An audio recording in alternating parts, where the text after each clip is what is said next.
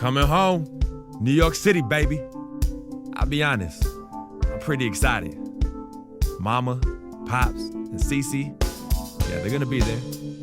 Playing in front of them in an NBA uniform for the first time is gonna be a special moment for me. Now I know all of Harlem's gonna be watching. No pressure, right? It's all good though. I've been waiting for this my entire life. And I'll be ready.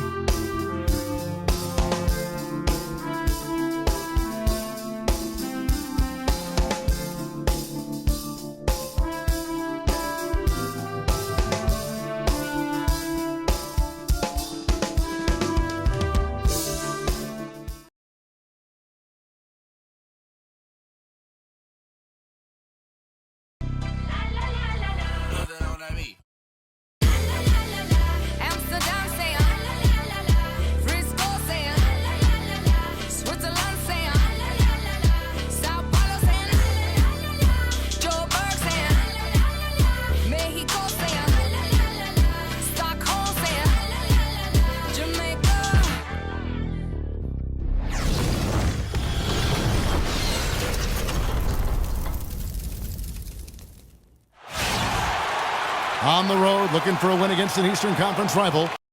2K Sports brings you Friday night NBA action. This is Kevin Harlan alongside Clark Kellogg and Greg Anthony. Taking a look at New York.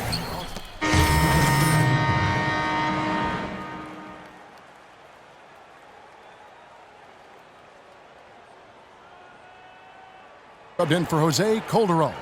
And a new group in for the Heat. Stoudemire's checked in for Whiteside. Winslow comes in for Luol Deng. Green, he's checked in for Dwayne Wade. And Freq subbed in for Goran Dragic. On the floor for Miami. Freq, he's in at the point. Chris Bosh is out there with Stoudemire. Then there's Gerald Green, and it's Winslow in at the 3 spot. And the Miami Heat have finished in the top 2 spots or better in each of the years the Big Three were in town. Last season that changed as they would end up 10th in that Eastern Conference. Anderson, he's checked in for the Heat. Here's Galloway. A look at his stats. He averages a bit over 8 points a game. Everything going according to the script for them offensively so far. Clark, shots be falling. That's for sure. They're scoring with a tremendous amount of confidence. You went straight playground old school there, partner. Here's the 2K leaderboard. These teams have been fantastic from three-point land in the last 10. In 4th, the Heat.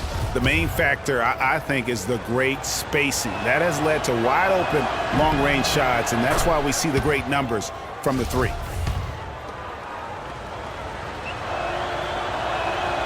So he gets them both. Well, I know last year the Knicks seemed to me to be very passive offensively, and that can sometimes be the case when you're trying to learn the triangle offense, but they never seem to attack the rim at all. Right side, Williams. It's stolen by Stoudemire. Out to the wing. And a wide-open look for Freq. Again, the miss by the Heat. As you mentioned, the Knicks very shy at going to the rim last year. Excellent work there in transition. Yeah, I think it's always better to go early in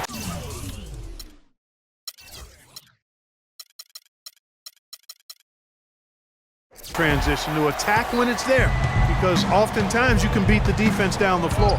Special thanks to Kia for that sweet Kia Slam Cam replay. Inside. Stick it to left. Goes up off the pick, and they immediately answer back with the dunk at the other end. And guys, that's one of the more basic plays in anybody's playbook.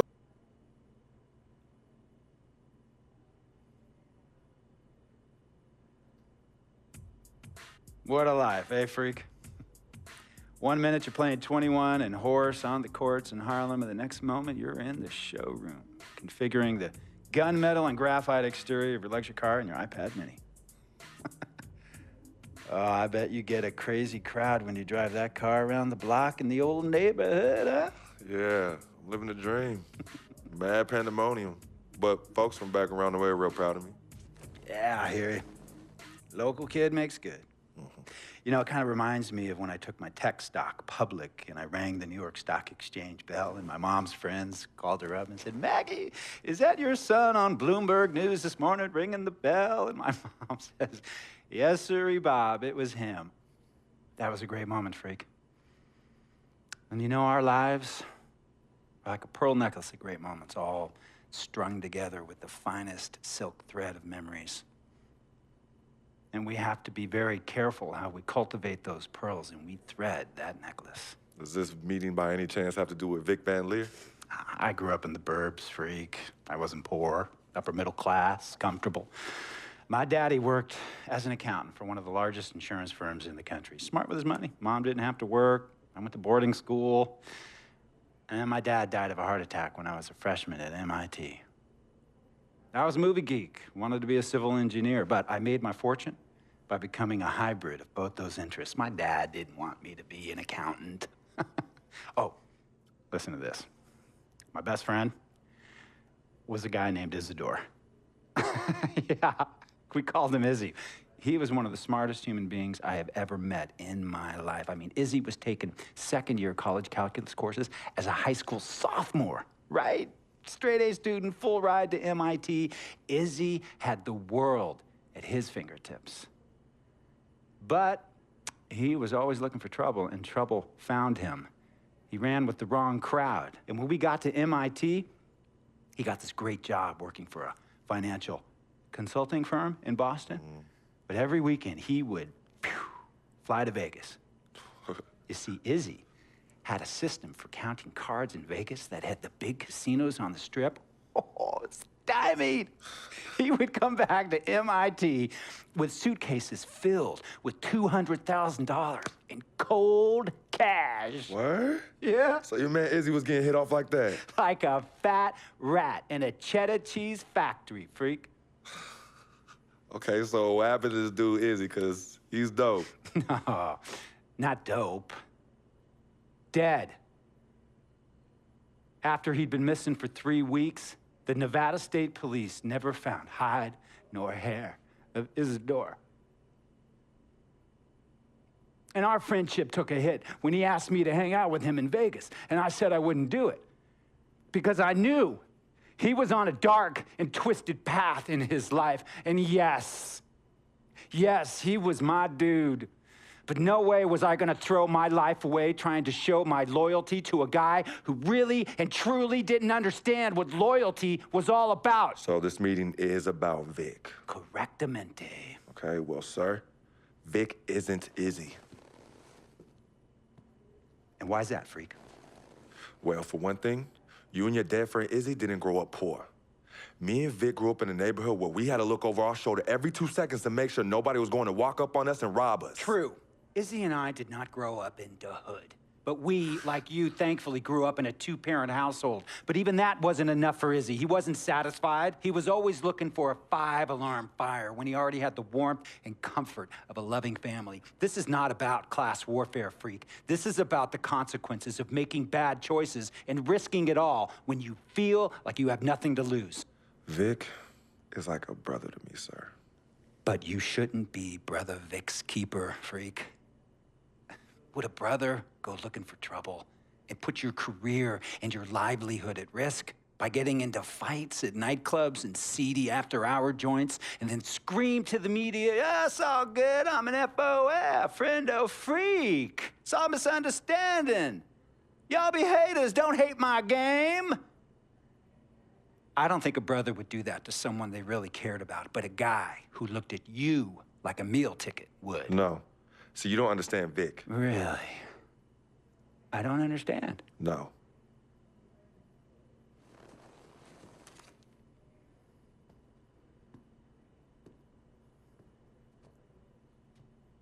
Look, man, it was a misunderstanding with the guy in the next VIP booth. His honey started flirting with me, so naturally I started flirting back. Next thing I know, Captain Cornball's off my grill piece beefing. Next thing he know, he got a 2-piece and a biscuit under his left eye. Hey, I don't know who hit him. And it damn sure wasn't me. Hey, Captain Cornball's mad because I'm an FOF, friend of Freq. Hey, well, check this out, though. He needs to train that hottie before he leave the house, though. Yo, he's hotties ain't loyal, man. What's there to understand? Are you freaking blind?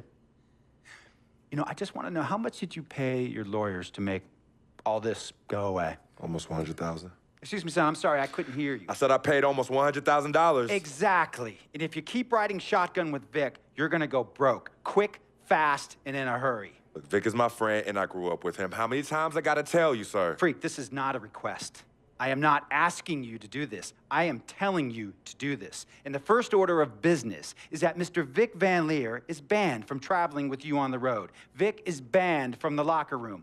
And Vic is banned from this arena. And if I catch this guy, Vic, in or anywhere near the facilities, Mr. Vic Van Leer will be arrested for trespassing. Are you serious, sir? Brother, I'm as serious as cancer. We all know that can be deadly. You know,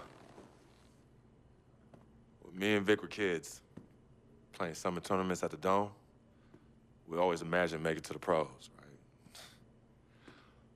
And after the crowds left, just a street light was on the court, like 11:30, 12 midnight, even 1 in the morning sometimes. We used to practice player introductions, running on the court, giving dap, high-fiving the teammates. Vic, he would act as an announcer.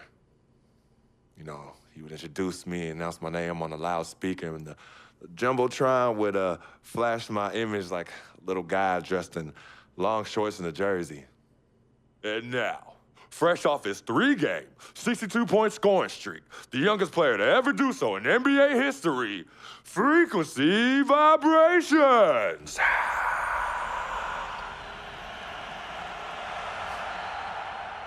So me and Vic would sit in those empty bleachers at the Dome and dream like nobody's business. And now I'm living a dream. For real. And in so many ways, Vic was part of that. Please,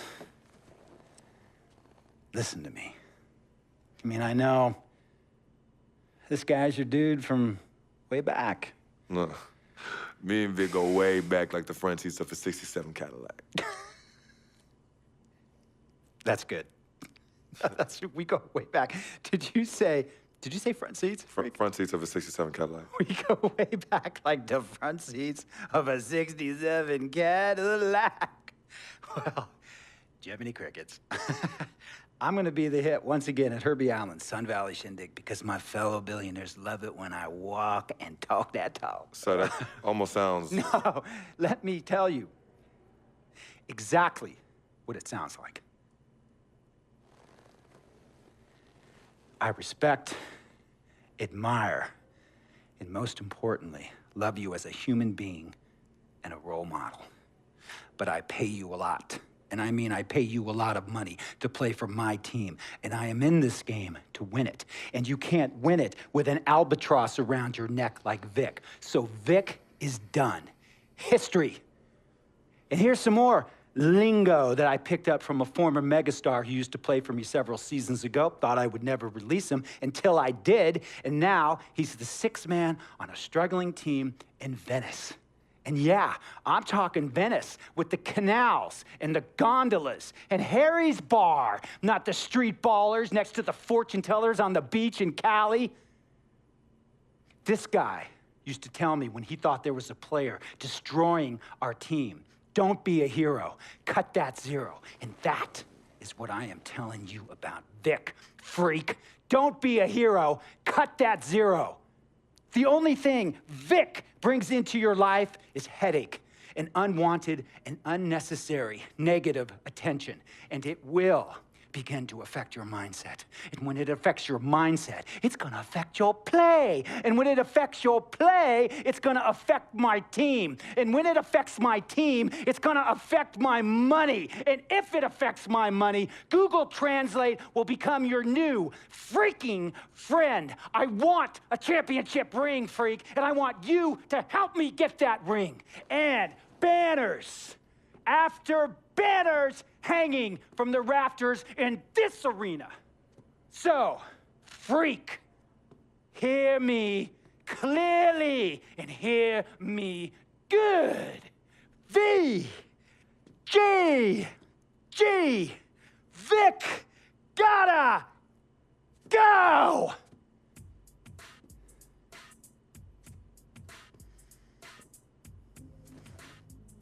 Handle your business. And remember, that contract you signed contains a morality clause, a very important clause that revolves around your conduct on and off the court, and how it can negatively impact my team.